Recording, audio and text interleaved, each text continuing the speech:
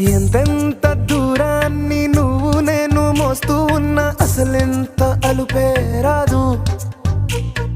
ఎన్నెన్ని తీరాలు నీకు నాకు మధ్యన ఉన్నా కాస్తైనా అట్టే కాదు. నీతో ఉంటే తెలియదు సమయం, నువ్వు లేకుంటే ఎంత న్యాయం. గడియారంలో సెకనుల ముల్లే కంటకి కదిలిందే.